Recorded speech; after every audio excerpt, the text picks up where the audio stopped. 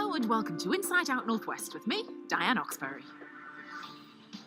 Tonight, we investigate what happens when the builders you hire leave you feeling ripped off and seriously out of pocket. They've not been put together, basically. As you can see, one just lifts right straight out. Just not good. Sorry to say, but it's just shocking. We meet the northern women so moved to act, they're now helping families stranded in Greek refugee camps. There is always that sense of guilt, yeah, because I get to go home to my family, to a warm house, to my bed, and they don't. On the Ford of Britain stand, the new baby of the range, the Escort. And 50 years after the legendary Ford Escort first rolled off the production line in Hale Wood, Ted Robbins meets the devoted fans who still drive them today. Oh, no, that's second. Oh, no, that's third. I'm ruining your gearbox, I'm sorry. That's third.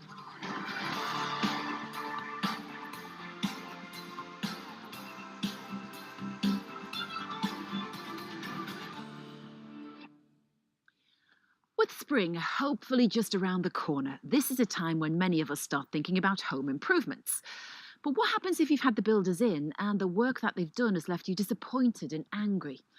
I've been investigating a local paving and building firm who's left some of its customers seriously out of pocket. The saying goes that your home is your castle, so it's natural you would want it to look the best it possibly can.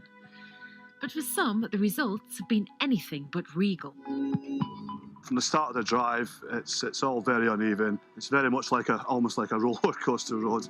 One just lifts right straight out. It's just an absolute disaster. We're very hoping to enjoy the garden this summer without any patio and no lawn. There's no way we can use the garden. Lindsay and Dave moved into their new home last September and had been renovating the house, including having their front garden paved. I did a bit of research into this company, BJ Driveways, checked a few reviews, and it all looked very professional. He turned up in a nice sort of van, all lettered up with BJ Driveways. Within a week and a half, work had started on Dave and Lindsay's driveway. They paid £1,500 up front. He did say it was obviously to buy, the materials. So when did you start to think, hang on a second, I'm not really that happy with how this is going? When I looked at some of the block paving, it did seem to rise quite badly at the top end of the drive. And I did mention this to him. He says, "Oh, don't worry, we'll sort that. We're aware of this. We will sort this out. We'll definitely finish it by tomorrow." They brought the van over and put the lights on. They were finishing in the dark with the lights of the van. It was covered in sand. It was pitch black. We couldn't see anything. The total cost of their driveway came to just over £4,000. When did you realise that you were far from satisfied with what you'd got? Probably the next morning, when obviously daylight was obviously lighter, and sort of saw the drive. I just couldn't believe how much sand it's obviously been sprinkled over the drive. And I don't think it was just to fill in the cracks. I think it was to hide, obviously, the bad work he'd done. So then the alarm bells did start ringing. And then you start to sort of realise that there's other things not quite right. Including this pillar. He was very crafty when he did that. His son built it in the dark, and then he covered it with like a black plastic bag and said that it had to be covered. We had to leave it covered for 2 days, for the mortar to dry. So we hadn't even had a chance to look at that, had we? No, we hadn't. We asked a chartered surveyor to come and give his professional opinion. First impressions are that it is a poor job in many respects. I don't think I can identify an element of it really that is good. And we've took 3 paviers out of here. They've only put about 50 millimetres of hardcore in, which really should be about 150 millimetres. So all the water from the porch roof is spilling onto here. But this paving now is dipping down because they haven't whacked it down and scraped the sand off level. They've cut the wall back, so they've cut that, and that's reasonably plumb. But then there's no mechanical connection then between the wall and the new post. So they've built a post which is just sat by itself. And then the skills that have been used to build the post are very poor. I very much doubt a bricklayer has built the post up. It can't be saved now. Basically start again.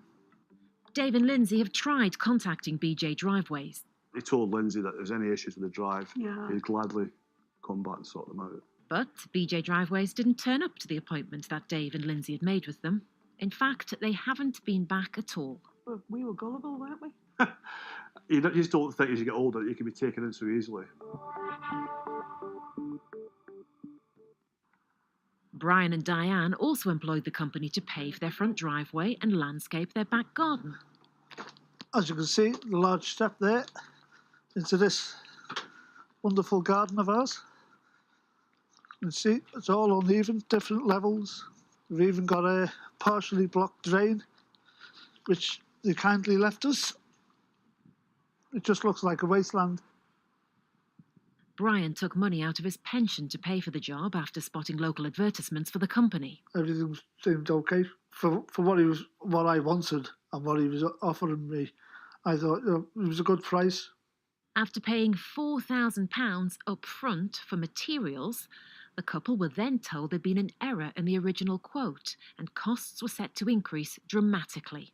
Did up the price from 7,500 initially to the 15,000. I said, there's no way you're getting that much. Brian eventually agreed to pay a total of £12,200. Before the flagstones or any fencing panels or any fencing posts were delivered, he was actually asking for the last and final payments. The couple paid the rest of the balance in cash and were expecting BJ Driveways to be back soon to finish the work. Every time we phoned him, he was just fobbing us off, or the phone would go to voicemail. On one occasion, Brian was able to speak to the company's director, David Young. I asked him, where are the flagstones actually coming from? And he told me the names of the builders.